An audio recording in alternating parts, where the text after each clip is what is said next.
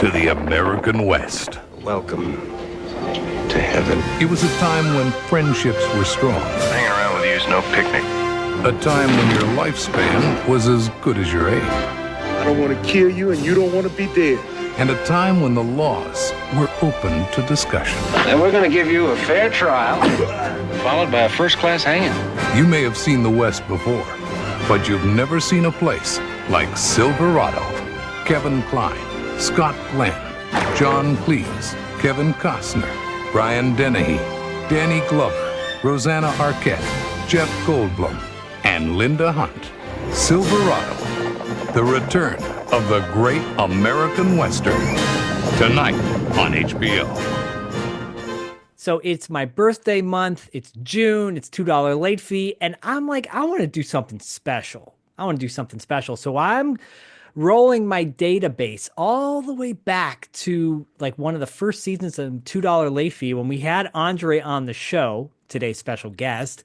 And I think on that show, we were just doing audio only, so we didn't even see each other.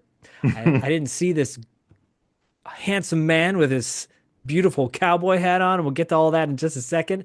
But we were talking about favorite movies, and I believe that was the episode where Andre said, "Oh, one of my favorite all-time movies is Silverado," and I said, "Me too." Here we are, flash forward many years later. And Silverado is still the favorite? Well, it's still a favorite movie, and now it's celebrating its 40th anniversary as of July of this year.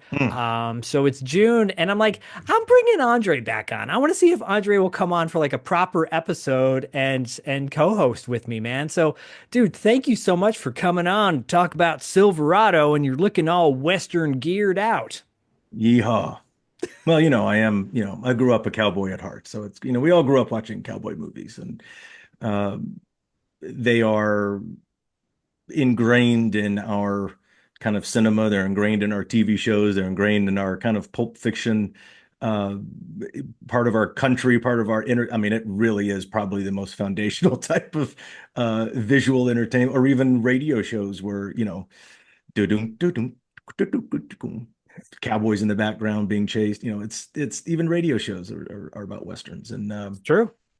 It's about as iconic as it gets. So I'm very cheese balled up for you right now for your birthday, and that is the only reason. Well, I appreciate that because Andre has become a friend of the show, and you've been on a few times. You've been on our fundraiser as well. We've raised quite a bit of money for Momentum Wheels for Humanity, thanks to you, along with other friends. And yeah, if you're not watching the video version of this, if you're listening to the audio version of this, Andre is decked out in full cowboy regalia, or whatever the term is. He's wearing the hat that one of the main leads of this movie is searching for in the film, and we'll get to that in a minute. And he's wearing a darker version of one of the main leads of the film, the fringe jacket that one Kevin Costner wears in Silverado, and there's a rifle behind him. Can you tell the listeners and viewers what that rifle is? Yeah, actually, behind me is an old turn of the century L.C. Smith 16 gauge side-by-side shotgun. So Wow. multiple kind of, it's not accurate really to the era, but it's not far off. Okay. Things didn't change that much. And that was my dad's shotgun. My dad was born in 1937, and his dad was born in the 1800s. But Yeah. is his adopted dad. And Oh, wow. Okay. this shotgun has been in the family, like in a box in the garage for I don't know, more than 52 years now. So That's wild. That's yeah, really cool. and I actually just had it cleaned up because it got a little corrosion, and it's been in a storage locker here for a little bit, and it got a little rust, so I had it refurbished a little bit. Wow, that is really special. I didn't know there was such a deep history with that. And you're wearing your father's cowboy hat, right? It is actually. My dad had two very cheesy cowboy hats that he used to wear only when he drove other people's convertibles in parades. What kind of parades are we talking about here? Mostly there was a parade in the valley every year put on the Northridge Chamber of Commerce called the Youth in Action Parade, and had all the youth bands and like the high schools Oh, cool. and a lot of local valley celebrities and TV stars, and it was a fun kind of a fun annual parade. And my dad would always drive somebody in the parade, and a lot of times it was my sister. Yeah, And okay. so Yeah, fair. she would sit on the back of a convertible, and my dad would drive down in a cheesy cowboy hat, because I think that's what parade drivers wore.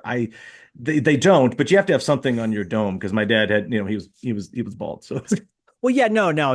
In all sincerity, I'm thinking about driving down the road in a parade. Your options are cowboy hat or baseball hat, pretty and cowboy much. hat probably looks, yeah, today I don't know, yeah, maybe a fedora, but that's not a driving hat. Like, It's not, no, and you want something to cover your back of your neck yep, and the front. So yeah, cowboy hat makes total sense. it totally does. And but these are like old stiff brim kind of, they're not cheap, but they're No, not like, man. no cowboys would wear this and like ride around. Like, they have molded Stetsons and felt hat and leather and suede and beaver, and those are hats. Well, there But is a line from Kevin Kline in Silverado yep. about how long it took him to get the hat the way he That's wanted right. it. So That's right. It does. And a cowboy hat is very much like a saddle, which Payton also hunts for or finds, because everything gets taken in the cold open, which I think is a great cold open, by the way. it is amazing. It is amazing. Okay, so really quickly, because I Yeah. think there may be a portion of our audience that actually has not seen this movie. Yes. Audrey, can you give like a synopsis of this film of Silverado? Yeah. Basically, Silverado is, what I probably consider, a mid period Western, set in the far West. You know go towns are just being built, and it's who ends up settling in these towns, and it's very much Manifest Destiny, kind of early or even pre-railroad time, because I don't even correct me if I'm wrong, I don't even think there's a train in this movie. There is no train in this film. Even when they go to Turley, or with John Cleese, which is amazing. That's a great scene. It is. um as you may have guessed, I'm not from around. You're kidding. um It's but okay, so back to the synopsis. It's a Western where a group of disparate individuals, characters that don't know each other except for the two brothers. It starts off with Scott Glenn is trying to track down his younger brother, because they are heading to California to meet up with their sister, who's going in, who is settled in the wilds of California. Right. And as he's hunting or searching for him, and he finds out he's in a jail in this random town, he's got to get him out. And as they go through, sort of act one, you kind of get introduced to the gang, the crew, Yeah. the squad, The Four Horsemen, as my the four son calls horsemen. it. Yeah. Yes. And It's like, wow, that's which great. consists of Scott Glenn, who's, I think, literally one of my, he's actually a leading actor in this, but like I think the scenery is the leading actor in this movie. I agree. And the ethos, I think, is the leading actor in this movie. But Scott Yeah. Glenn, one of my favorite, character actors of all time, Same. whose brother is a young Kevin Costner, actually very young Kevin Costner, Right. and who plays the brash Jake, who's kind of the wild cannon, kind of wears the fancy two-gun rig. And Scott Glenn is the old wizened kind of cowboy who's been to prison, doesn't want to mess up anymore, is kind of looking for the quiet life, but his Right. brother's always getting into trouble, so he's got to get him out. That's a great scene. Emmett and um JT, right? Emmett and Jake. Emmett and Jake, and they, in the cold open, really what it is we have a guy sleeping in the middle of nowhere in this awesome cabin on a cliff, and these two dudes come and kind of ransack him and try to kill him, and he takes care of business, but his horse gets away, and it's Kevin Kline, who you don't ever really think would be like one of the raddest cowboys you've ever seen, Right. but he really is, because he's kind of a little bit more refined, a little more kind of stylish, and but Scott Glenn comes across him in the middle of nowhere. I don't want to give it up, and kind of comes across him, and they start to ride together. And what happens in Westerns, when you come across people and you help them, or you hook up, or you just ride out because it's safer in the wilds, you end up kind of going on adventures together.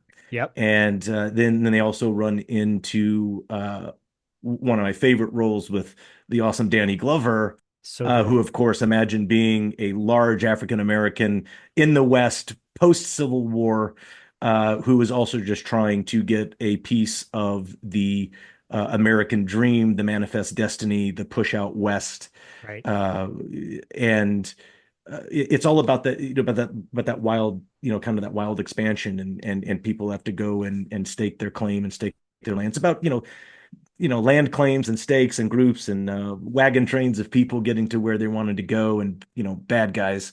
And what happens is they get into this adventure where they realize that they all end up in the town where the brothers, kind of a family bases out of, and they're on their way to California. Yeah, Emmett's And family, Emmett and Jake. Yeah. Emmett and Jake's family, and they realize that the town is kind of being run by the bad guys, and he was played by an awesome Brian Dennehy, with his number one henchman Jeff Fahey, who literally has like probably the best eyes of any human being ever, and has great greasy hair in this movie too. Best eyes and best hair. And by the way, I think it was his first movie he ever made. Was this his first? Jeff Fahey, yeah. Yeah, but he's a guy that just fits in Westerns, like, without forcing it. Right? It's Yeah. really easy to believe that. Yeah, I believe his role in this kind of must have inspired Michael Biehn a little bit in Tombstone, just a little No bit. doubt. I was just going to bring that up because there's a lot of that, because Silverado, touches on a lot of these other great Westerns out there. Yeah. You can't talk about Westerns without, John Wayne, Glenn Searchers, Ford, and, yeah. The Searchers, Glenn Man Who Shot Ford, Liberty John Valance. Huston movies, all these, Right. great characters. And I think if you kind of, Zach, I didn't academically prep for this episode just because I know this movie like line for Yeah, line. no, that's the kind beauty I of know our it. show. Right. But, if one was going to academically, look at this movie, you could probably pinpoint these characters that are based off of literal characters you've seen in other movies. Oh, they're yeah. just they're just stereotypes. They're really kind of archetypes. They're really is what it is. They yes. really are. Each individual one, and including the bad guys, Right. and everybody they run into. And they decide they have the opportunity to just leave. Yes. This is not their town. Everybody's gone. This is not their problem. This is not their business. But this is what's essential in Westerns.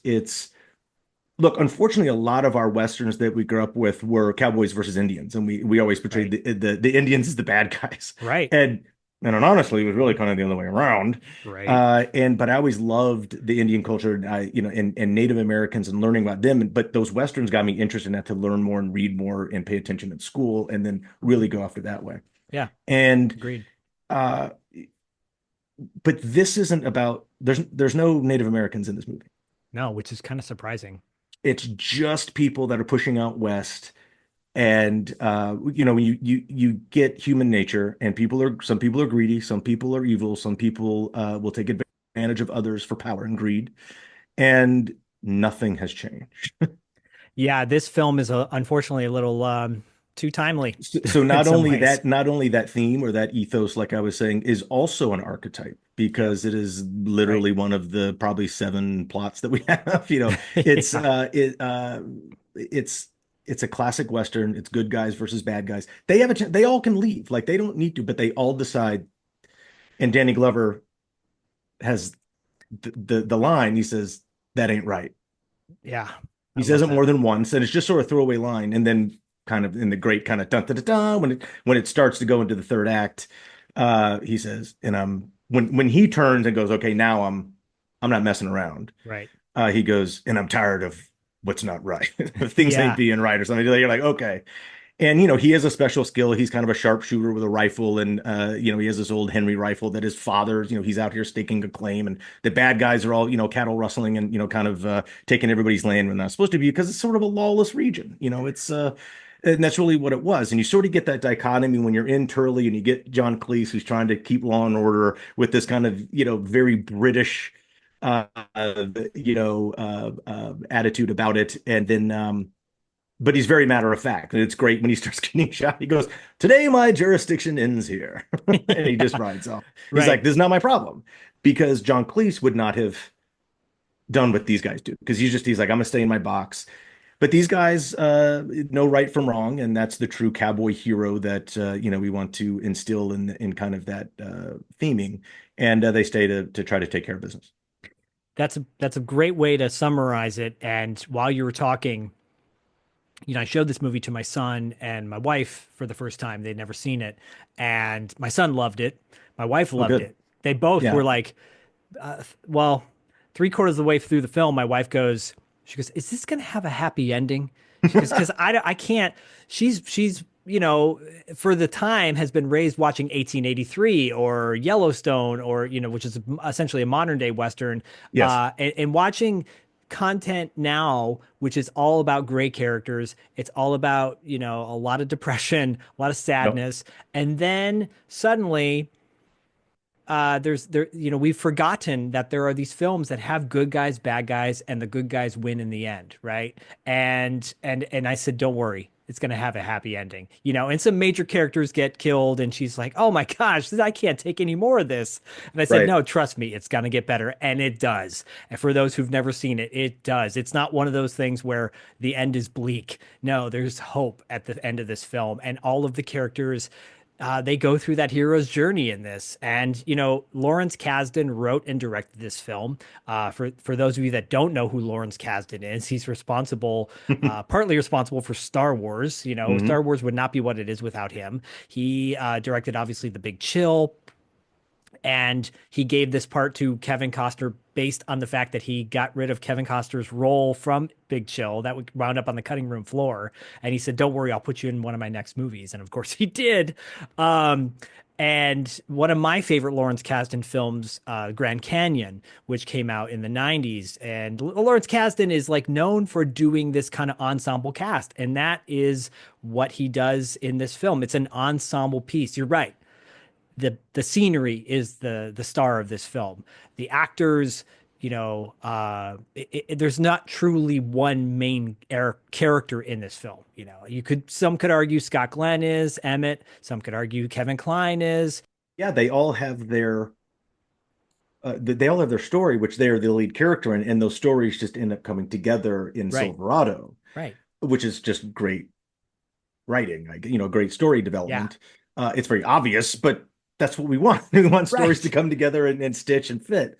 And but I think with Kasdan, we're coming out of an era that he's coming out of the 70s and 80s, and now he's a writer.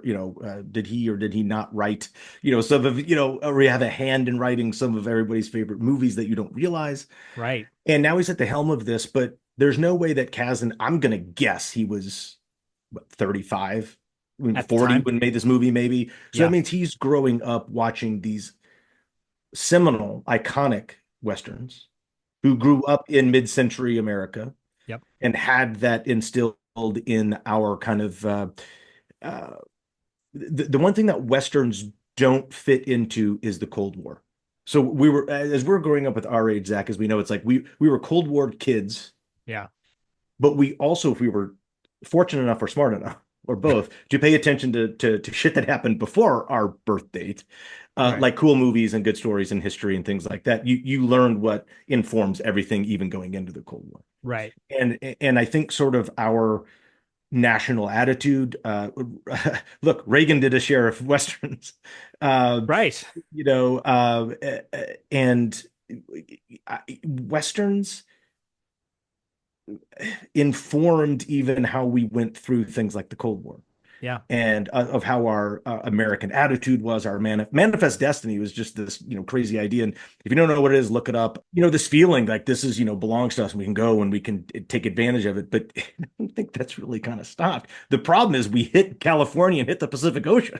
Then we even expanded, we continued to expand. But I right. think that manifest destiny, the Western expansion, the post Civil War, not just the Reconstruction in the South, which is a whole historical subject, but it's that Western expansion Mhm.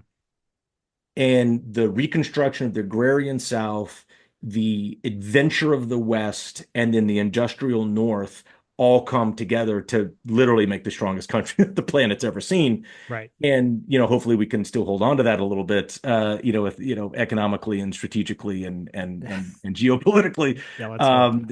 But now it's all, it's all global and popped up in deals and trade and corporations and everything. So, Right. but that was a big deal. And then something like a Western, as I try to do a good job of coming full circle with crazy ideas, Zach. Yeah, no, you're doing a great job. So we talk about Cold War and Westerns, is also another movie that we've talked about. It's one of my all-time favorites, is Red Dawn, which is just a Cold War Western. It is. Would you call it like a neo-Western? I think it's, yeah, or maybe a could be Western, because this may happen the day after tomorrow. True. Oh, and there was another movie reference there. The day after. Yeah. So don't watch that movie if you're in a sad mood, by the way. Yeah, something like Red Dawn is a Western. Yeah, no, you're absolutely right. A group of people have to get together to fight, an invader from there. It's the same thing. But Silverado, I think we've had some good modern Westerns too. You mentioned Tombstone. Everybody loves Unforgiven. I was like, was Unforgiven good? Yeah. Yeah. I revisited it like this year. I was like, you probably liked it more now, I'm assuming. I liked it, but I was like, damn, this movie's slow. It's very slow. I fell asleep a couple times when I saw it in the theater. It's very Clint Eastwood. It's very Clint Eastwood slow, who is, talk about a Western icon. Well, and he had Pale Rider come out the same year as Silverado. And Pale Rider is great. And Pale Rider is great. It's considered one of the best Westerns of the 80s. I would put Silverado above Pale Rider. I would too, and Clint Eastwood's my guy. Yeah. Let's just put it that way. Clint Eastwood is literally one of my number one guys.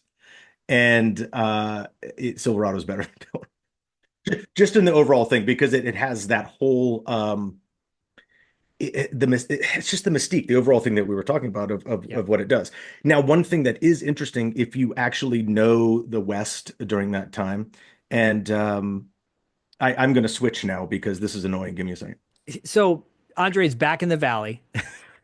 So, but by the way, Andre's wearing the hat that he's wearing in this, and again, I implore you to go to our YouTube and watch the video version of this. And then while you're there, hit the subscribe button, please. Please hit that subscribe button, because let's get those numbers up. But the hat that Andre's wearing is very similar to the hat that Kevin Kline. That's a whole side plot, that Kevin Kline needs to get his hat. That one? Yeah. Dare I say, though, the hat that he originally gets prior to that kind of gold miner looking hat, prospector hat, I like hat. That one much better. You're wearing my hat. What else you got that's mine? But what it is this informs us about his character. He's very put together. He's very stylish as a cowboy. He's a classy guy. He just ended up running with the backstory of Kevin Kline's character is that this isn't really a spoiler, but he used to run for a short time with this gang of bad guys back in the early days as they were expanding out west. So they were like in Kansas and Missouri and stuff, pulling capers and being bad guys. But Payton's really a good guy. He is a good guy, and there's a great monologue that Brian Dennehy offers. It's a beautiful scene, 3/4 of the way through the film, about Kevin Kline's backstory when he's in the saloon, and Kevin Kline, you see him in the background come into the scene. Yeah. It's beautifully shot, beautifully acted. I want to refer to whenever I walk into a bar or any restaurant with like really, they call it big dick energy. I want to call it big Dennehy energy from now on. Because Brian Dennehy is a scene chewer. And if you've never seen him outside of Rambo First Blood, which again is great, or just First Blood, I implore you to go look up other films that he's been in, like Last of the Finest, or he's a villain in Gladiator, not the Ridley Scott film. No, but the boxing one. The boxing one. So good. And he's so great in this. And the whole time I'm watching him is like, I kind of like Brian Dennehy the most out of everybody just because of the way he looks, but he's such a great villain. Great villain. Easy at it. He's so effortless in it. Jeff Fahey is working because he's angry. He's that guy. He's psycho. He's that guy. He's a little bent. But Payton, Kevin Kline, he's refined, he's clean, he likes his things a particular way. Right. He's a very East Coast cowboy. Oh, that's a perfect way to describe it. Right. It's He's a very exactly. East Coast cowboy, Yeah. and probably should have stayed in, the metropolis of St. Louis or Kansas City or something. But, Agreed. he pushes out, and, he wants his hat.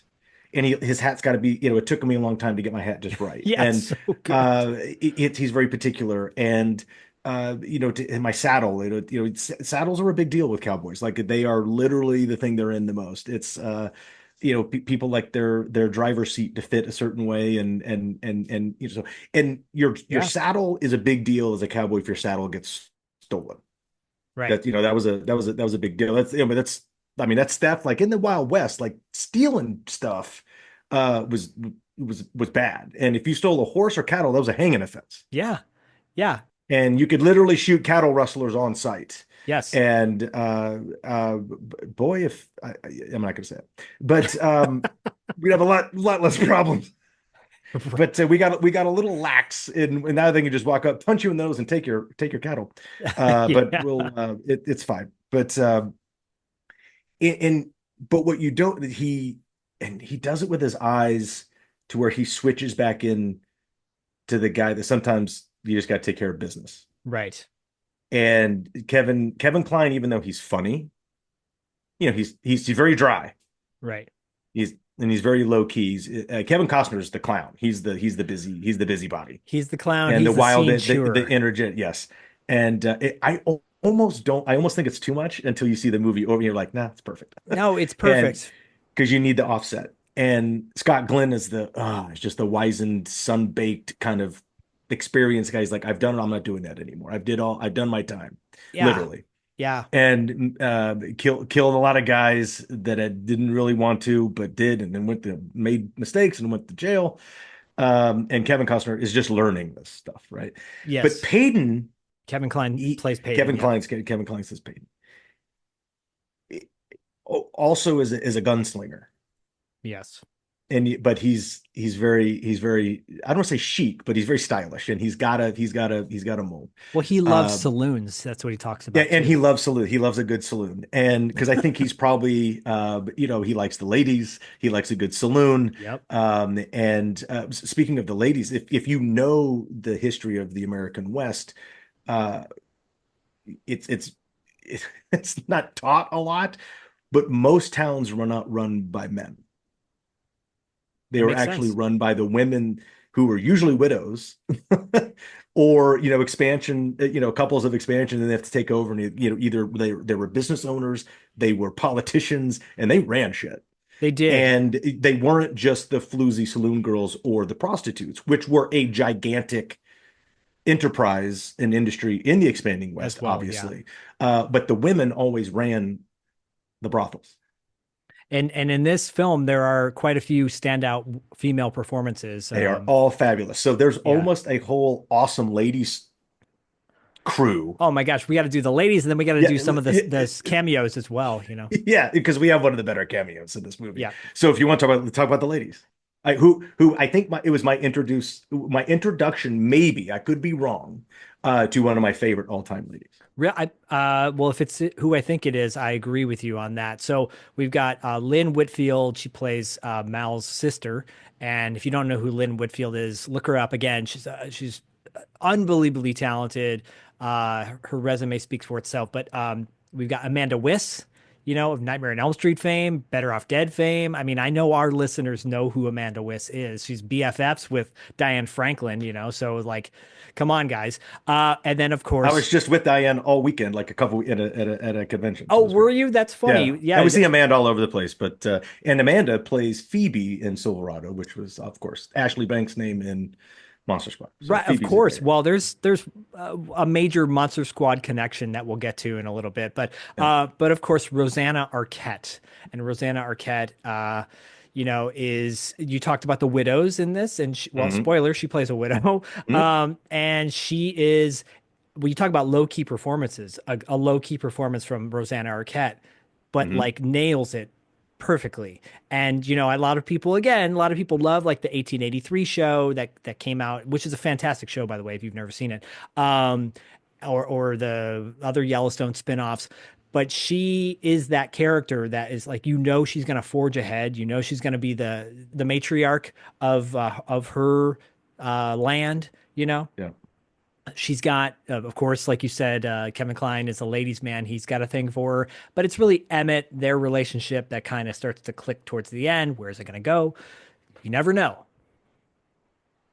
And then, like I said, Favorite. my favorite and introduction The same is with me, by the way. the Same with me. awesome Linda Hunt. Linda Hunt, who, if you don't know, because we watched this and Bodie goes, wasn't she in Kindergarten Cop? I go, yeah, because that was his introduction to her, because she's great in that too. I had a principal that looked just like Linda Hunt when I was a teacher. No joke. She is phenomenal. What I love about this movie and what I love about this era of filmmaking is you might see it now, but for a really long stretch of time, you wouldn't see an actor like Linda Hunt in a role that she plays in this film. And because Linda Hunt is very short in stature, and she's usually playing a character. It's like there's some sort of, something other that you don't. And unfortunately, Linda Hunt's genetic code is an obstacle probably in her, like, because she's so good. Yeah. In whatever she does. She's the smallest person in the room that you'll never mess with. Yeah, we should probably say BLE, Big Linda energy. Big Linda energy. And I think that's also kind of because all of a sudden you'll watch something old and you're like, oh my God, there's Linda Hunt.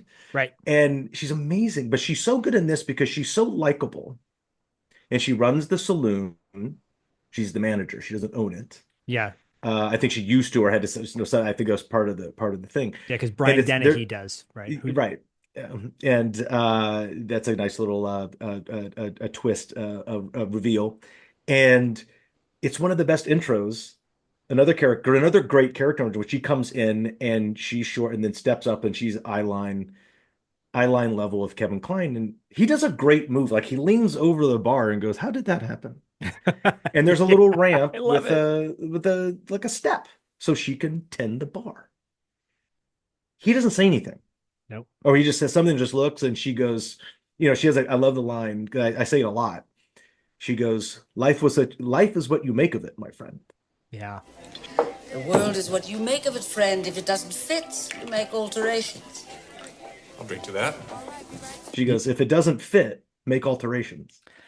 It's so interesting you say that because my son, who suddenly, when Kevin Kline's somewhat flirting with her, he goes, "Oh, it's a great scene because he's a saloon guy in a woman shit. He loves the women, right?" And Bodie goes, "He's got Riz. Why is he giving that Riz to her?" And I go, because that's Peyton. Yeah, and I said, I think that's how he is with everybody, Bodie. And he's like, but then when she says that line, when she utters that line, he nodded his head and he goes, yeah. I mean, my son's 10, he gets it now, but it's so cool that it resonated with him. And again, this is his first introduction to a Western. And I believe this wasn't my first introduction, but this is my first introduction to a Western that I chose, that I wanted to see, right. Versus we're going to sit down and watch Shane. We're going to sit down and watch The Man Who Shot Liberty Valance. Like, oh, good. They're all great. But they're all great. None of those are on my top list of all-time movies. Yeah. They might be on a top 10 list of Westerns. Right. Right. But they aren't a list of all-time movies. Silverado's on my all-time list of movies. Same. And there may only be one other Western that might be on my all-time list. And I think the movie's great. But it's really the theme song, like High Noon's fabulous. Oh, High Noon. Okay. I mean, another all-time Western favorite of mine is Once Upon a Time in the West. Talk about expansionism. I mean, it's literally called Once Upon a Time in the West. This is Manifest Destiny, like in CinemaScope. Yeah, that is a movie you watch after Silverado, because I feel like Silverado is a great introduction. Silverado takes place in a close-up of the West. Right. So Silverados are happening all over the place. Right, you're right. And we just happen to tag on to this group of people. And but I love the Riz line about Linda Hunt, because here's the funny thing about Linda. Yeah. No one is going to think of Linda Hunt in kind of that perspective. No. But let me tell you something. You don't want to either, because she would wreck you. Like she knows more, and she portrays it. She's like, this, I'm not one. I'm it. Yeah. And I even, because most people know Linda Hunt from NCIS Los Angeles. Unfortunately, yeah. I mean, Yeah. but she's great in that, and then that's all good. I take back what I say, but like, there's so many other films to watch her in. I know, but most people know her from that. And like, don't get me wrong, I love the NCIS universe. One of my Yeah, good no, buddies, that's one of my great. good buddies is an OG on the OG. Okay, And yeah, awesome. my good buddy Brian Dietzen and Oh who yeah, plays yeah, Jimmy Palmer on NCIS. yeah. And I just even Lynn with all there's just not that many women in the movie, There but really they isn't. all are very important. Yeah, even Emmett's sister, she has some important scenes as well, and like there's a dynamic with Emmett's nephew, who I think people might recognize actually, and he is Thomas Wilson Brown. He plays Augie, Yeah, and he was in Honey, I Shrunk the Kids. He's great in that, by the way, yeah, and like that dynamic that really softens. And Emmett is really the heart. I think him and Mel are the two hearts of the film. yes, Mel has abandoned his family and has come back, according to his sister. But Emmett is the one who, like, he did his, like you said, he did his time. He's trying to right his wrongs, basically. yeah. You're talking about Emmett, yes, I believe, Yes, yeah, and I do like the Mal's character Danny Glover, because what a fabulous storytelling way of including a major part of post Civil War America is that migration of former slaves to Chicago, yeah, and it's because so that's where subtle, and he goes to work in the slaughterhouses, right? and he goes and it's just a throwaway line, because the cattle rustlers end up on their father's land, and he's like, hey, if these cows aren't gone by morning, I'm gonna start carving me some steaks. And he goes, and I know about carving, or Right, something like that. He goes, that's one thing I know about. In which you're like, what? Oh, got it. right. It's not spoon fed. It's in between the line of what it means. You're like, okay, got it. Yeah. And and also there's another one-off. Mel's Oh, father. Joe Seneca. Yeah. Yes, Joe Seneca. I Who, couldn't remember last time. It was Joe something. So if you've never seen Crossroads, by the way, with Ralph Macchio, he's great in that. Joe Seneca did a guest spot on a series that I was on with George C. Scott on Mr. President. So Yeah, I'm like, nice. I'm all over this movie. Like, why wasn't I Augie? I mean, I think you should duke it out with him. What a big Rocky. Sorry. I can't believe, like, I'm sure I read for it. It's like I was probably just, back in that day, like you read for everything. But Yeah, I mean, you're was, same age as me, so yeah, it was you were a right there. kid. So but it's one of those things where it's like there's so many great lines, there's so many great scenes. The Right. scenery is amazing. And I was just talking about this the other day with my girlfriend, because you're talking about kind of leading up to this. Because like, hey, Yeah. we got to watch Silverado this weekend, And and she's like, "Oh no." she's like, oh, okay. And I was like, look, I just watched a bunch of of your shows, so it's fine. But we like a lot of the same stuff. And but I almost kind of like watching Silverado without people. So just like when you have your favorite movies, like I don't want anybody around. No, I totally agree. And I was very nervous to show this to my wife and kid. And I guess as people are listening, that was a great moment with Mel, a teachable moment when he first goes to the town of Turley, when you're introduced to John Cleese, and another actor that I'm going to mention because he is going to be our upcoming interview next week. But we're my son, again, he's 10. He's at an age where it's time for him to learn all these things, Mhm. and that this country has been very unkind to so many people and horrible. And it was a teachable moment, because my wife's like, this is commonplace. Like, this is going on all the time. Because, when all Mel wants when he goes to the first bar that he gets to is a shot of whiskey and a bed to lay down on. That's right. And it's such a sweet moment, and it's just ruined, But what he Yeah. does to the people that ruin that moment is very satisfying. guess my fears were quickly quelched or squelched when I just saw them like oohing and awing at certain scenes. And when the Okay. music hits and they were just like, oh, whoa, this is really good. I'm like, yeah, this is really good. Well, look, that that's another mission. If you're segueing into the score, we Not can. not Or yet, not yet, okay, because good. I want Okay. to mention really Because that quickly. is a character in the movie as well, as most good movies are, because it Totally. goes with the scenery and the action and the dun it's good. Yeah. It is iconic.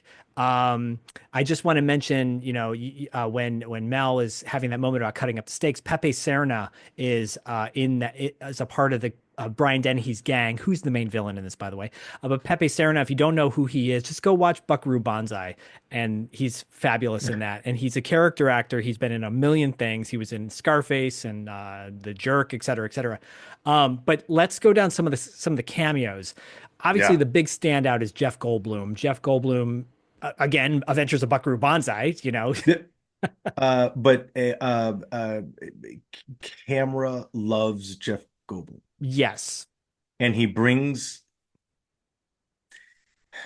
I think Jeff Goldblum is one of the guys who, even when he's playing a cameo or a character in an early, now because of Jurassic Park, Yeah. he's a meme. He's a meme, Yes. literally and figuratively. Right. But take all that out, even if you didn't have that corn that we have now with him being a meme, he is someone that is you can't get any more unique Right. with look, style, big, tall, lanky, sharp features. You're either gonna absolutely be attracted to him or repulsed by it. It's one or the other. There's no gray area. You're like, this guy's not attracted to me. Oh my God, here's my pants. Well, a year You later, know, he does The Fly, where he is sexy and dangerous at the same time. right. And he is in this too, ironically. Yeah, But he's sexy and dangerous.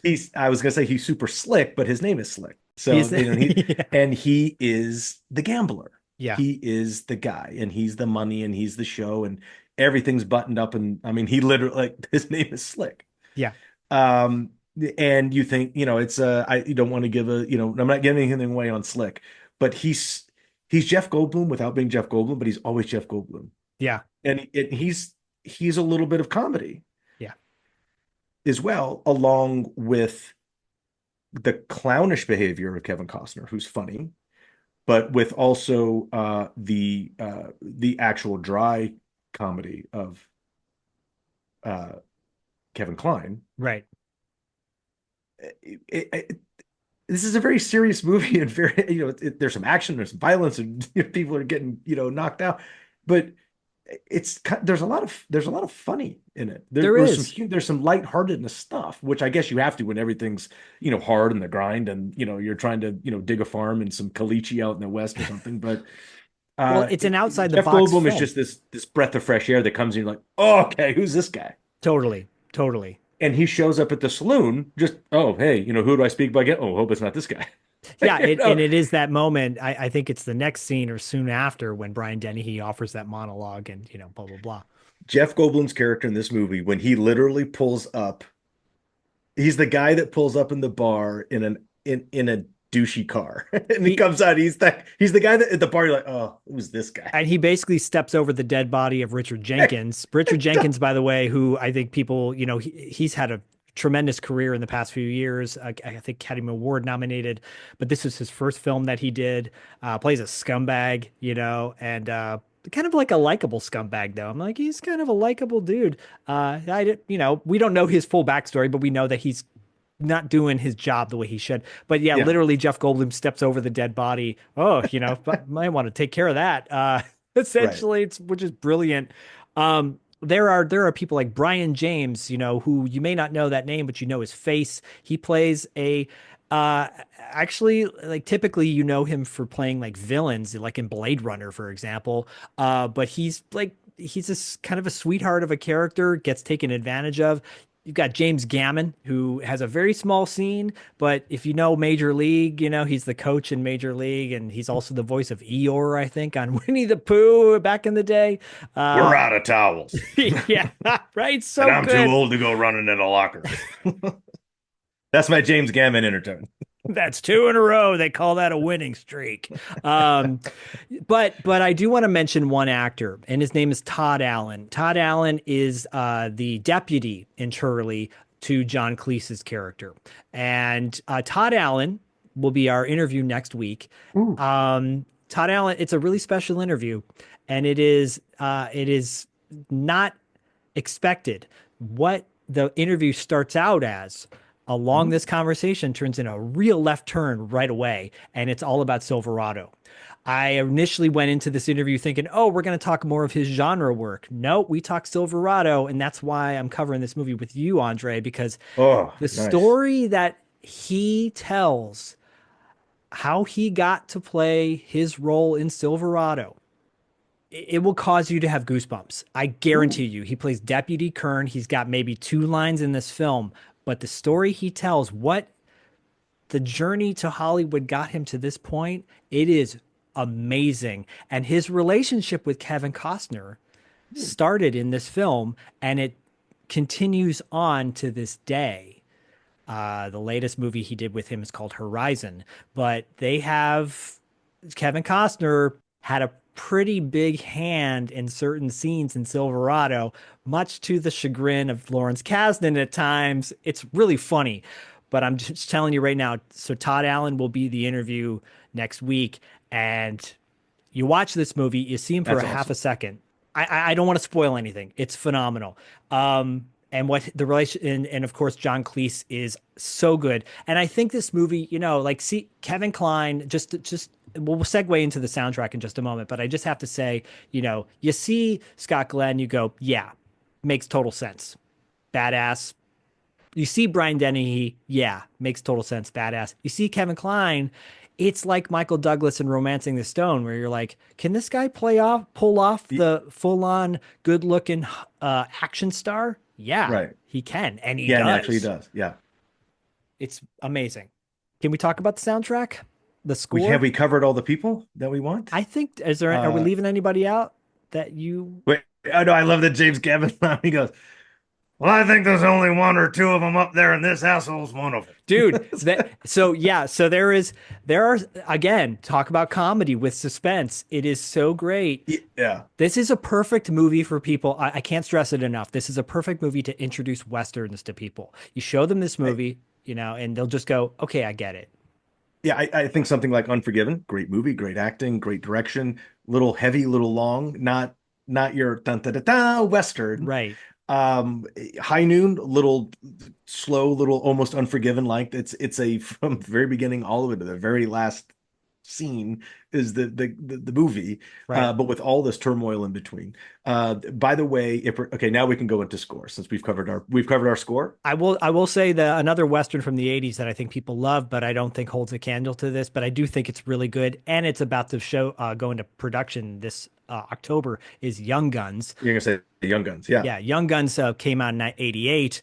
I think they're doing Young Guns 3 this October. But anyways, it's a fun movie, but it's not Silverado.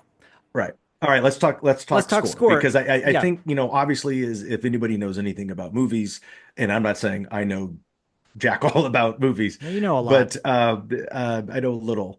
And music plays such a role in movies, and we're talking about movies with songs and lyrics and beats that as well, because soundtracks are important. But score is almost more important, and you don't realize how important it is until you do the experiment. You watch a movie without the score. Yeah, you can't watch Star Wars in the music. You're like, oh, this is terrible. You're like, wait, what is that? Because what's the score invokes the feeling. Totally. And a great score can elevate a mediocre film, and a terrible score can crush a great movie. That's right. And since we're talking about High Noon a little bit, the score in High Noon's good because it's suspenseful. But if you don't know, High Noon has one of my favorite all-time songs from the movie. Oh, really? Which is the title track of the title track is sung by John Ritter's dad, Tex Ritter. No way. And Tex Ritter was a famous kind of cowboy and singer, and I didn't know that. Yeah. And it's a great song because, High Noon's it's got, Gary Cooper and Grace Kelly, and, they're to be engaged, and, he's got to stay to town to take care of this business. He can leave.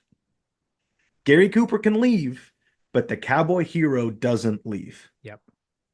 And that's a He's got to recurring go. theme. He's got to do the showdown. That's a theme in Silverado. It's a theme Correct. in Silverado. And that's right. I think it's. I don't think it's a ripoff. It's an homage, continuing. for It's an sure. homage. Yeah. And High Noon starts off with this amazing kind of title sequence, and it's a song. It's "Oh, don't forsake me, oh my darling, on this our wedding day," and because they're supposed to get married Wow, that nice. day, and he's like, "I've got to," he goes, "and I cannot until I shoot Frank Miller dead." Wow. It was like, wow, that's like, and then you realize it's John Ritter's dad, and you're like, who's Tex Ritter? You're like, holy shit. And By the way, so nice all of a singing, sudden, nice singing, Andre. I tried. I couldn't tell. I'm in an echoey room, but No, it sounds it's great. this. Oh, don't I sing it in the shower all the time? It's like, oh, don't forsake. You get really low with it. You can go until I shoot Frank Miller dead. Like, who writes that song? And you're like, I got to watch this movie.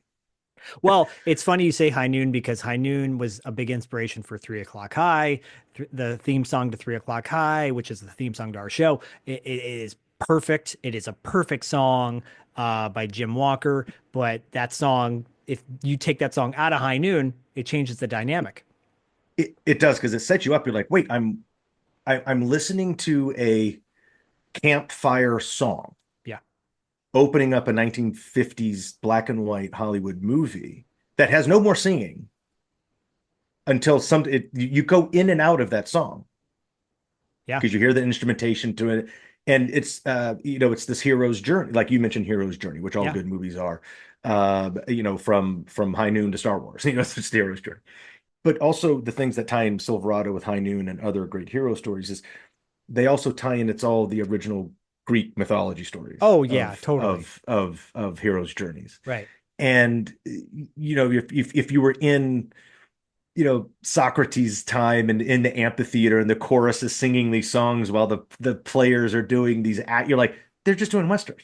Right. They're just doing westerns. Yeah. And that's why they call Star Wars a space western. Obviously it's a space western. And so Outland came out in the 80s, and that's a western as well. Definite statement. Directed by who? Directed by who? Peter Hyams. Who produced Monster Squad? Oh yeah! Oh my gosh! Well, yeah. Okay, let's just jump into this because I gotta say, on the score wise, talking about who does now we score, jump. Perfect time to jump in. I'm gonna say his name, and people, I guarantee you, most people will go, who? But dare I say, one of the most underappreciated composers of all time.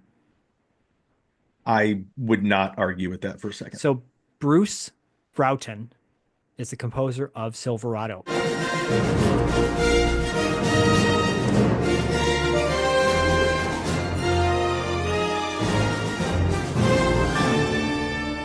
And a very nice guy. Well, and you know that personally. Yeah. I think I got to get him on the show because. Oh, that'd be great. Yeah, because guys, okay.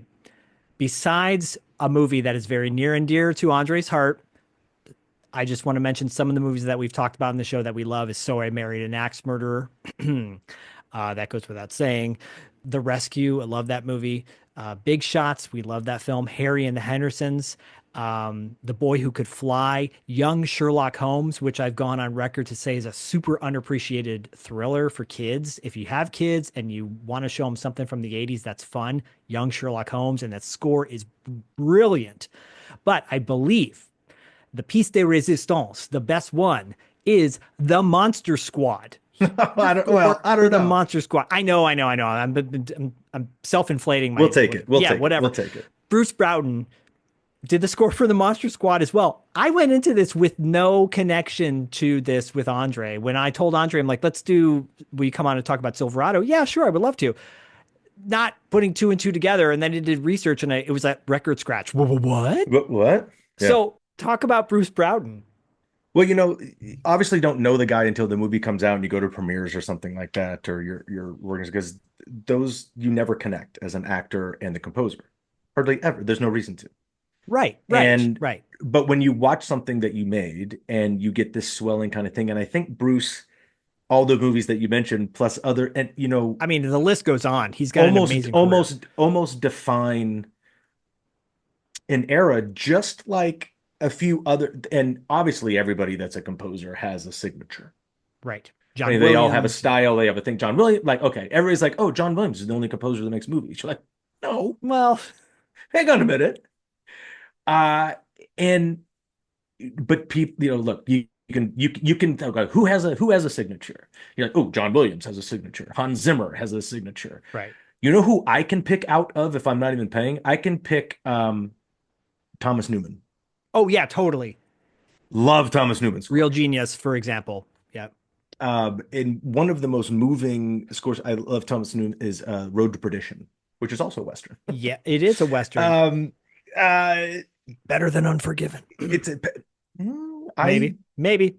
I'll take it. I'll take it. Hell, it's one of the last times you see Paul Newman. I think that's kind of why I feel that way. But anyways, And if we're jumping in Road to Perdition, I think it has some of the best cinematography of movies of the era. And if you go back, you find out who the cinematographer is, you can talk about that as well, because that's a whole other thing. Conrad Hall's great. But Bruce Broughton. So Bruce, kind of, has a signature, and if you watch something like Monster Squad and you hear his trills and his things or whatever, and then you watch I watch Silverado, and there's a couple scenes I go, oh I know where we are in the Monster Squad. Yeah, no, and guys, before anyone goes, well, you remade things. Composers do that all the time. It is just a signature move, Oh, it's how they ramp up emotion, or how they kind of do some, dun dun duns, right. Whatever it is. Everybody has their style, and right. and that's what makes them unique and great. And I don't know, because the score is also a character. I mean, this sounds very academic, Zach. But it is, though. But it does, and you don't pay attention, because if you gave a finished movie to two different composers of great talent, right, and did their own thing, they're two completely different movies. Right. People don't really understand. The actors have nothing to do with it. I mean, obviously, if you cast, Paul Blart as Iron Man, you're gonna get, a different kind of vibe. But I mean, RDJ is probably one of the better actors of all time. Yeah. But and luckily we have him back, because he was on the brink of neverness. I know, it's ironically, who do we have to thank for that? Bringing him back, resurrected Robert Downey Jr. is Shane Black. Right. With what I think is Shane Black's best movie. But now I might do those Kiss Kiss Bang Bang. Oh, Kiss Kiss Bang Bang is fantastic. Yep.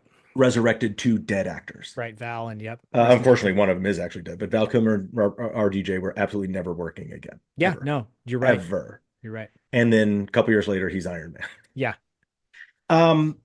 Look at it all coming back to that Monster was a gift Squad, to the though. world. No, it just comes back to a time, to an era, right? No, but I think, I just to maybe interject. Are we going to change? It's 6 degrees to Monster Squad and Kevin Bacon's out? I think so, because here's the thing, when people are like, oh, what sound, Alan Silvestri, like with right. Back to the Future and or Harold Faltermeyer, like those are the iconic composers of the 80s. But Bruce Broughton, like, so many childhood films. The Boy Who Could Fly is another underrated film, and if you haven't seen that, it is brilliant. It's so heartfelt. It's one of those movies that it just. Does he have? Is it about the emotional lifts that make Bruce's stuff kind of work? Because all these movies are inspirational or adventuresome. There's peril, but then there's victory. Right. And, every composer's probably, dream is like, oh, I get to go, it's dark. And then we get to celebrate and we win. But because we're not making, 2018 Netflix trash where everything ends bad and the good guys lose. There's a whimsical optimism about his music, even in the dark moments, especially, and talking about Silverado. Yeah. You're saying though, there's like those little trill moments. Craig Saffin was on the show years ago and had a sound, the Saffin sound, this like certain sound that people said, oh, that is the Saffin sound.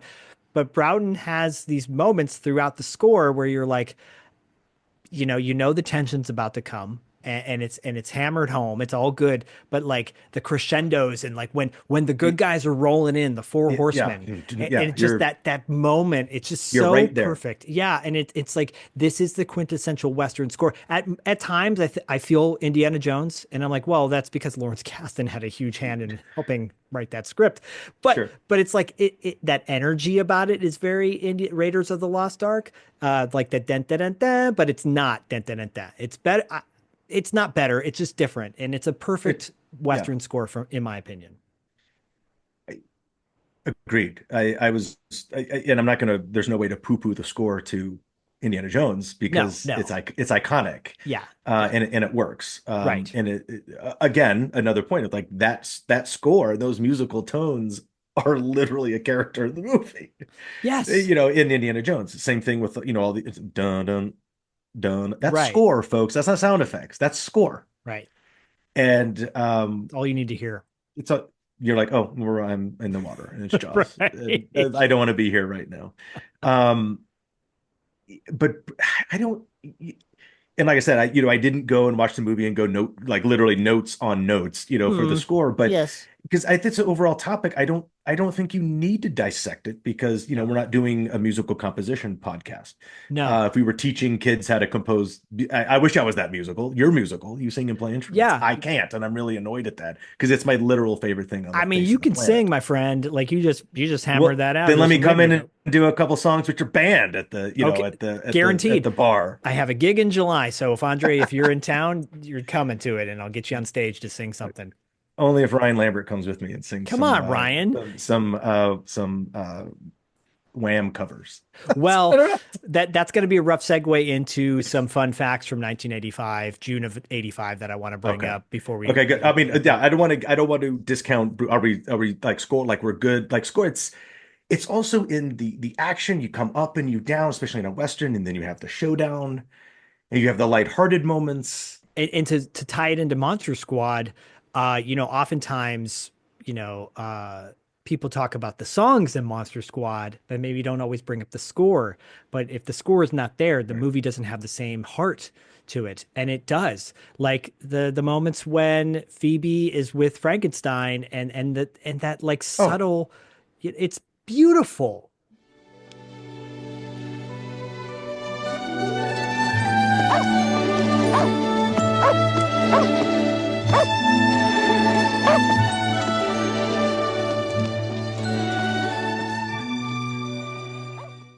Dun, dun, dun, dun, dun. Yeah, I hear it right now, and especially at the end. I mean, there's wind and things are exploding, but he's going away, and then we go back to that Phoebe Frankenstein theme. You're like, oh, it's it's like it gets you every time. He evokes. I'm telling people, go back and watch Young Sherlock Holmes. It's not a perfect film, but it's a fun film to watch. You will hear it and go, I believe John Williams got influenced for Harry Potter by listening to this score because it's very similar. So I'm the gears are shifting in my head. I'm like, I need to get Bruce on the show because there's just too many films to talk about in his resume. That I think it would just be I want to sit behind you and just watch Bruce talk. So let me know. Maybe the three of us can all do that together. I think that would be great. Yeah, because Andre, you're in the damn club. So oh wow, great. Yeah. I'm glad I'm in. I'm glad I'm in. Can I hit you with a couple fun facts from 1985? Do it. Because we're talking about music. Obviously, Westerns has nothing to do with Westerns. It's all about music. But in 1985, of June of 85, these albums came out in June of 85. Aha's Hunting High and Low, which obviously featured Take on Me. Yes. That hits really hard with me because I love that album. Corey Hart's Boy in the Box, which had the song Never Surrender on it. Hi, this is Corey Hart. I'd like to meet you on the Boy in the Box tour this summer. You got to listen to your local radio station for details, the day of the concert. And if you do, you could win all this. You could even win this Kawasaki Illuminator, but you got to keep watching Much Music for details, and we'll see you out on the road real soon. Again, Never surrender. That's I mean, dude, you're like, oh, screamy, cheesy guy singing. Like, yeah, you know what? Corey Hart, It's song. He Corey had some Hart. songs. It's timeless, you know. And a great end title song for movies. It really is. It's one of those fits in a box perfect. It is. And then, you know, this is one of my well, for many years, it was my guilty pleasure. And then I raise it like a freak flag and I go, I love this album and I love this band. Mr. Mister's Welcome to the Real World.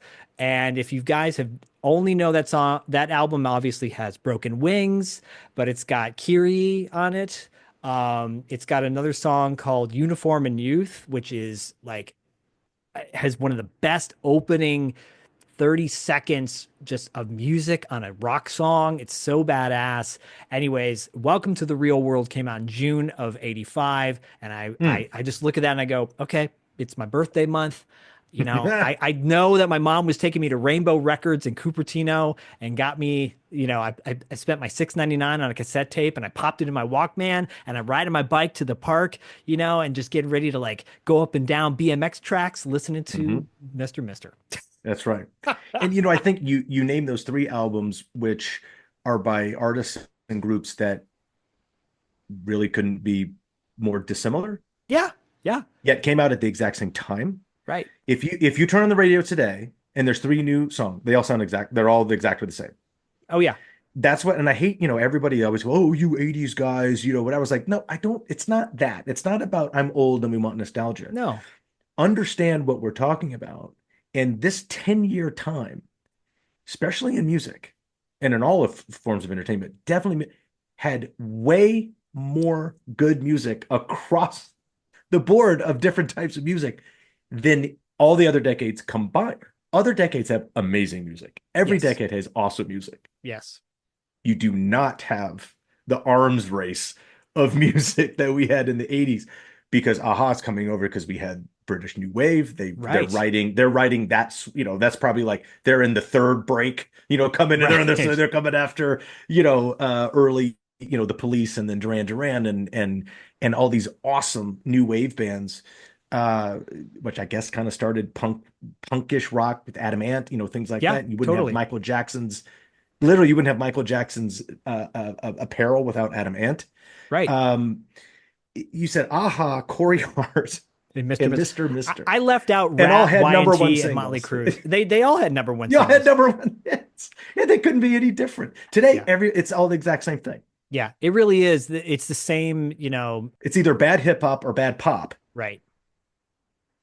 Come at me. I got it. But it's I'm the old guy on the lawn. Get off my lawn. Your music sucks. But you know, we said the same thing to our parents. But actually, I liked my parents' music, and I like my friends' parents' music. So did I. And then to this day, I'm still listening to the music I listened to in the car with my mom and dad driving down the road that they wanted to listen to. You know. Sure. And now my son is listening to the music that I want to listen to. And then I say, Bodie, do you want to listen to something? You can listen to whatever you want. And he's like, no, let's listen to that. You know. But also, I love when people younger than myself, which is just about everybody now, is talking about music, and whether they get it, I love it. And if they don't get it, it's just heartbreaking. So it's like you don't have any of your music without what came before, exactly, including the 70s wouldn't have their music without everybody informs and goes and creates the push. Except for I don't think we have that now. I think it's just all regurgitated AI crap, literally. Yeah. Because it's coming out of a software program to hit the little dopamine hit and bad do an auto tune. I was like, is there any talent anywhere anymore? Well, I got 2 things. I know there's singers. There is. I know there's singers out there, but are we allowing them to sing? We are. I will connect with that with an upcoming interview for next month that I'll tease a little bit. But I will say Space Age Love Song came on the radio the other day by Flock of Seagulls. And we're driving home from an event and Bodie goes, like, it's quiet in the car and he's just listening to the song. He goes, this is a really good song. I go, yeah. And he goes, this is like a driving song. And I almost started crying because I'm like, I know. Well, good for him. I'm glad. I know. It's like we can hang out and listen to music. Totally. I will say there's an artist named Ollie Ride, Wride. He will be coming up. I'm a huge fan of him and his music. He is a British artist who is out in the world new. You can find him on Spotify, et cetera, et cetera. But he's a part of the synthwave sound, right? Which is obviously a throwback to 80s music, you know, like the Midnight. It is. Yeah. And where that really came, talk about something that piques your ear because it's Yeah. from an era. It was literally, I think, on the Today Show. And this was, I don't know, this could be 10 years by now. But it was the group LaRue Oh yeah. Oh yeah. with Bulletproof. They Yes. performed Bulletproof on the Yeah. Today Show. And it went dun dun dun dun dun dun dun. And I went, whoop. I said, what is that? I think I was in a hotel room. I was like, or in the house, and it was my and I'm like, been there, done that, turn. I was like, oh, wait, what? What's this? Oh, I like LaRue. And then you watch the video, it's totally 80s, Yes. vomit. Yes. Vomiting up, and I'm like, yes, give it to me, give it to me, give it to Come me. on. It's a guy, and I was Open a like, vein. I was like, literally, like, they're Eurythmics, Yeah, totally. who, by the way, probably one of the most prolific and most talented duos of all time. One of the right. best vocalists you will ever run into is Annie Lennox. Yeah. Who's also done a lot of scores, She and has. songs for movies. But absolute force can literally be in an arena stage with David Bowie and own the arena. You're like, yeah, don't mess with Annie Lennox ever. If all y'all Ever. want to see performances from our era, and you're not from our era, go check out the concert that was benefit for AIDS research. It was for Freddie Mercury Freddie after he Mercury. passed away, and Annie Lennox is doing Under Pressure with David Bowie. Yeah, it is. Oh God. And then if you want to see George Michael sing Somebody to Love, it is Ooh. one of the greatest. And Extreme, if you don't know who Extreme, anyway, we could that's a whole other episode. I did see Gary Sharon when he was fronting Van Halen, by the way. So did I. So did I. I have a story for you offline to tell about Gary Sharon. Not in a bad way, but just like, oh, Gary. Okay, but to wrap up really quickly, Oh, I know. We could keep going on, but Silverado, such a special film. You'll hear from Todd Allen, his own experiences working on the set of Silverado, that's amazing. what he did to get that part and how excited he was, what he turned down to do Silverado. Ooh. It is one of those moments where you're like, it's sliding doors, man. Like he made a choice and I'll spoil this and say he's happy with his choice. Interesting. And yeah, I'm tuning in for that one for sure. Dude, it is. He goes on at the end of the interview, talks about an upcoming movie that he just wrote the script for, and he describes the first act of the film, and it'll give you chills. There are moments through this where you're like, wow, I'm riding the wave with this guy. He's a really dynamic, interesting actor. Cannot wait for everyone to hear that interview next week. But Andre, if you could play any of these characters in this movie, who would you play in Silverado? Damn it. You got to choose one. Like that. I knew something. Can I say Linda Hunt? Sure, I'm sure. Of course you can. No, it's and you'll probably get why. I am not brash enough or cool enough to be Jake. Okay. I'm not damaged enough or big enough to be Mal. Okay. I'm not superficial enough or selfish enough to be Slick. I'm probably Emmett. Mm. And I think, oh God, we going back to the well as we always do and talk about things like, that orbit something like Monster Squad, but it's okay. It informs that, look, actors are supposed to play roles. Yeah. You're supposed to act. You're like, oh, you're this guy. You're supposed to be a basketball coach, be a basketball coach. You can tell when someone's being a basketball, there's nothing about the game of basketball, right? Yeah. But some character actors can pull it off. But natural ooze, the Riz, natural ooze. We used to call it ooze. Now it's Riz. Now it's Riz. Yeah. Now it's Riz. It comes out in roles, and I think that informs casting directors. I think it informs directors that make choices. Yeah. And most people don't. I mean, most people know that I never auditioned for the role of Sean Crenshaw in Monster Squad. I auditioned and screen tested for Rudy. Yeah. Could I have played Rudy? Sure. It would have been kind of a corny, more over the top, cool kid. Yeah, I could have layered it maybe if I was told to. But Ryan Lambert came in and murdered the audition and became Rudy in the room. Literally, I know the story, Yeah. and I can see how that happened. Go watch Wolfman's Got Nards, by the way. Go watch Wolfman's Got Nards. The and then they said, let's take all of the gel out of the hair and give him a bad haircut, and you could Andre be the leader, because I think that's the ooze, Yeah. because he's kind of like take charge, insufferable know-it-all, wants everybody to do what he needs, but every group you need some sort of point man. Right. And I grew up, I mentioned basketball just because that was my favorite sport. It wasn't my only sport. It wasn't my first sport. It was my favorite one. I played basketball in college, and I left a TV and film career to go to middle of nowhere, North Carolina, and play basketball in college. Wow. And I was obviously a point guard because that's the mentality and the stature and the knowledge of the game. And so I've always think I've been that guy. And Emmett's the guy that group I don't think would gel around anybody else, but they gel around Emmett. Yeah, and do. He's sort of, and he's not. Is he the leader? I don't know, but he's a grounding point. He's an anchor point that everybody can kind of like launch off of. And I've always sort of gravitated to things like that, and I think that's because I'm naturally a point guard at heart, and no matter what I do, in that fact that a point guard in the game of basketball, you don't have to know your position. It's the only position, and you have to know what everybody else is supposed to do as well. Exactly. Yeah. Yeah. And by the way, he disposes of Ray Baker. Ray Baker plays McKendrick, one of the bad guys in the film. Disposes him in one of the best ways. And it was Bodie's favorite kill, by the way. Was it? Yeah, very interesting to me, because he had to adapt, because he had to adapt. To find in the spur of the moment. Oh, see what I did there? I said spur of the moment. As a point guard does, they gotta survey, they gotta know. Yep. And look at you. Yep. I was thinking that. I'm like, when you're gonna say Emmett, I know it. And McKendrick has a great jacket.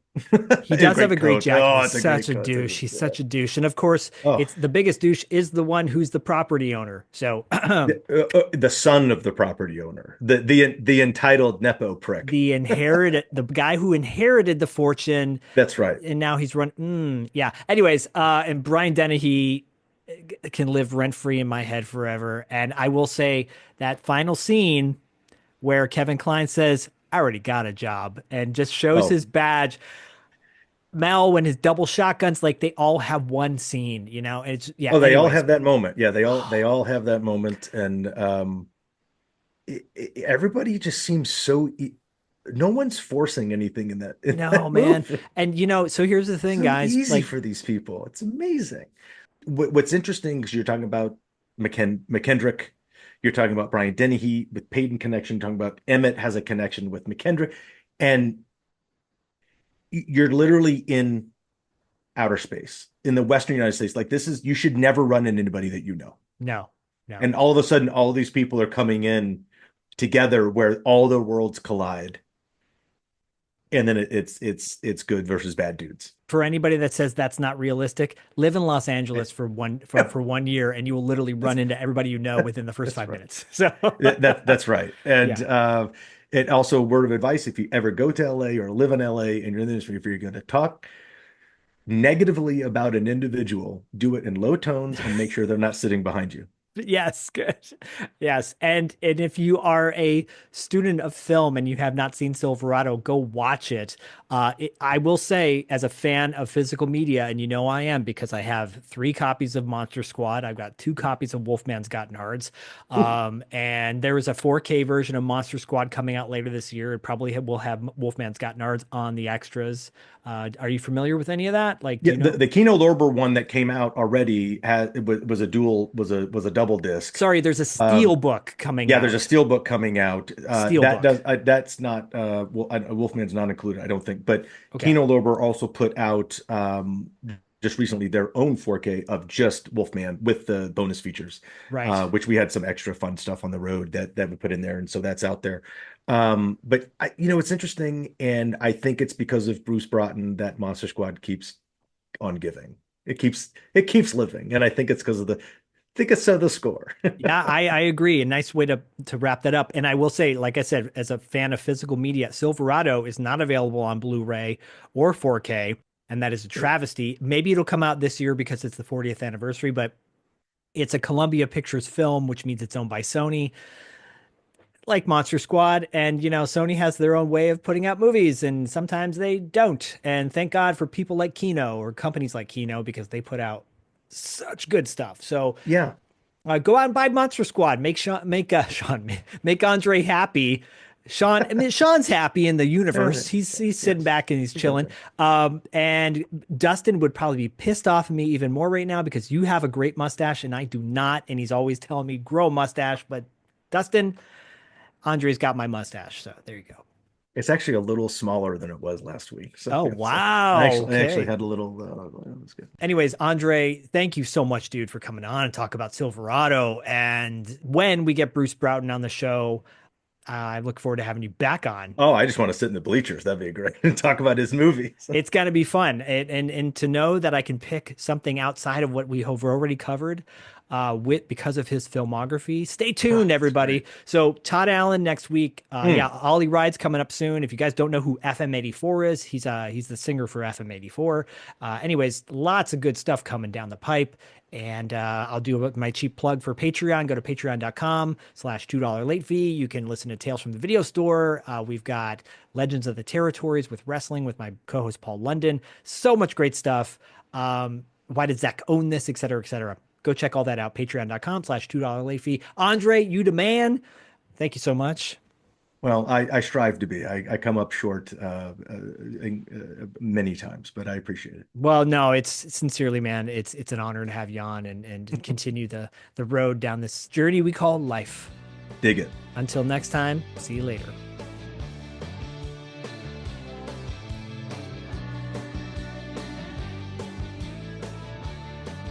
Oh, listen, I just wanted to say goodbye and remind you that the good guys always win.